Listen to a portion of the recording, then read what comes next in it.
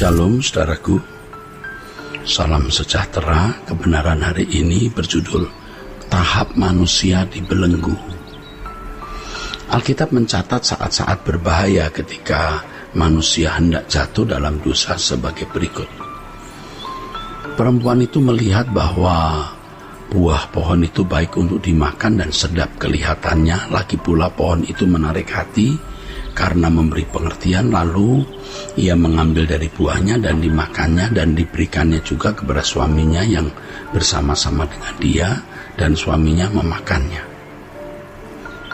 Seharusnya manusia cukup berkata tidak dengan tegas tanpa ragu sama sekali terhadap yang Allah sabdakan. Artinya seharusnya manusia cukup berkata tidak dengan tegas tanpa ragu sama sekali terhadap yang Allah sabdakan. Tetapi Hawa telah meragukan Allah sehingga Hawa meluangkan waktu untuk melihat buah yang terlarang tersebut. Ini adalah tindakan bodoh yang mengawali kejatuhannya ke dalam dosa atau pemberontakannya kepada Allah, yaitu dengan melihat buah pohon itu dan mulai mempertimbangkan bahwa buah pohon itu baik untuk dimakan. Nah, dalam Alkitab tertulis begini, perempuan itu melihat bahwa buah pohon itu baik untuk dimakan.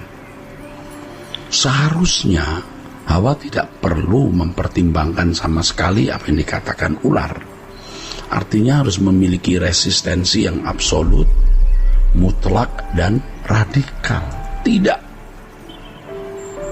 Ya, tidak. Tetapi sayangnya Hawa terbujuk. Menjadi persoalan yang harus kita perkarakan adalah bagaimana Hawa bisa tahu bahwa buah itu baik untuk dimakan.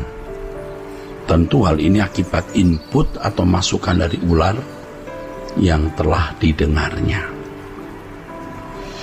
Ular berkata, sekali-kali kamu tidak akan mati, tetapi Allah mengetahui bahwa pada waktu kamu memakannya matamu akan terbuka dan kamu akan menjadi seperti Allah, tahu tentang yang baik dan yang jahat.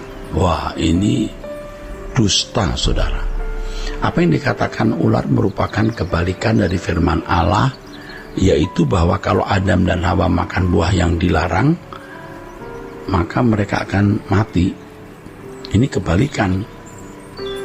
Ular berkata tidak akan mati. Jadi perkataan ular ini memang benar-benar bertentangan dengan Allah. Mestinya Hawa tidak mempertimbangkannya sama sekali. Mempertimbangkan perkataan kuasa gelap ya berarti memberi penghargaan kepadanya, dan hal ini menjadi pintu gerbang kejatuhan manusia ke dalam dosa, saudara. Ini pintu gerbang kejatuhan manusia ke dalam dosa. Ketika Hawa mempertimbangkan apa yang dikatakan oleh ular, maka pertimbangan itu melahirkan keinginan untuk mencoba melakukan sesuatu walaupun bertentangan dengan kehendak Allah. Kemudian di Kejadian pasal 5 ayat 6 tertulis, sedap kelihatannya. Wah, dengan melihat maka buah yang terlarang itu menjadi sedap di mata Hawa. Kata sedap dalam teks aslinya adalah ta'afah, yang artinya membangkitkan nafsu selera, membangkitkan keserakahan. Ini saudara.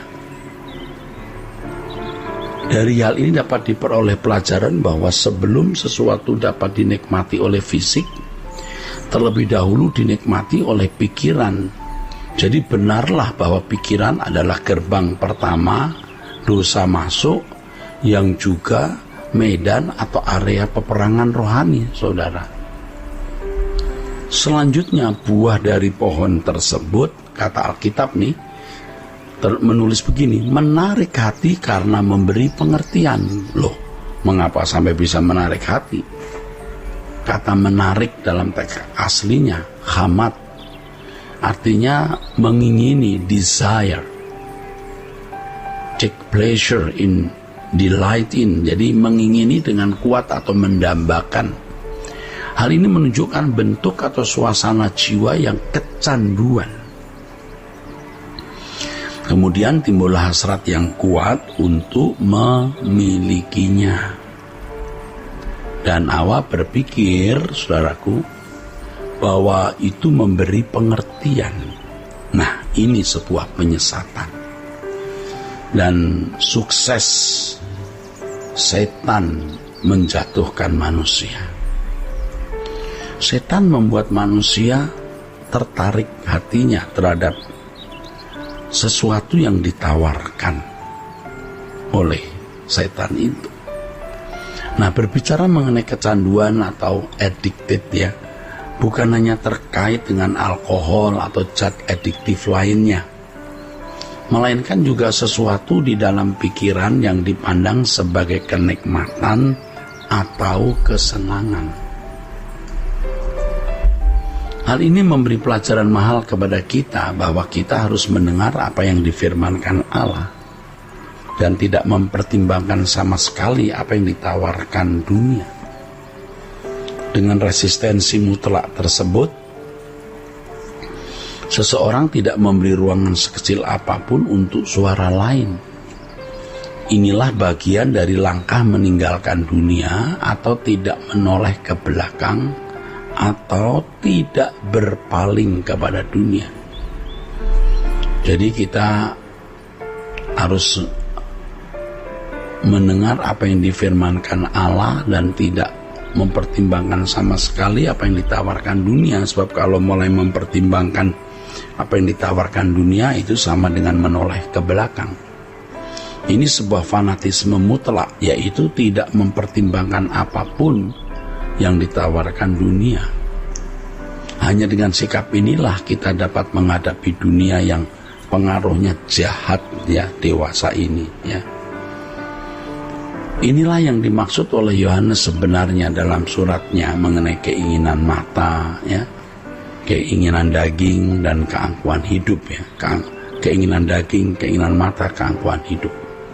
Itu bukan berasal dari Bapa, dan orang yang membiarkan dirinya terlena dengan keinginan-keinginan itu terbelenggu oleh kuasa kegelapan, saudaraku sekalian, dan pasti akan binasa. Terkait dengan hal ini, Yesus berkata agar kita tidak hidup dalam pesta pora dan kemabukan, agar hari Tuhan jangan datang menjadi seperti jerat ya. Paulus mengatakan juga agar kita tidak mabuk oleh anggur, tetapi kita harus menjadi bijaksana, mengerti kehendak Allah ya.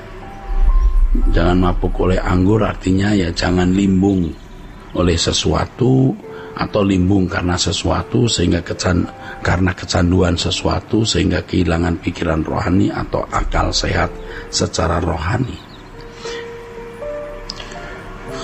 Hawa melihat lalu mempertimbangkan, wah buah itu memberi pengertian itu. Nah, pengertian itu dalam teks aslinya sakal. Kata ini sebenarnya berarti menjadi bijaksana, berhati-hati atau memahami dengan bijak. Tetapi kata sakal itu tidak sama dengan hokmah. Kalau hokmah itu hikmat, kebijaksanaan, dan ini lebih diperuntukkan bagi Allah yang padanannya adalah sophos atau sophia. Iblis menawarkan bukan hokmah tapi sakal. Sakal ini sejajar dengan kata pronimos dalam bahasa Yunani.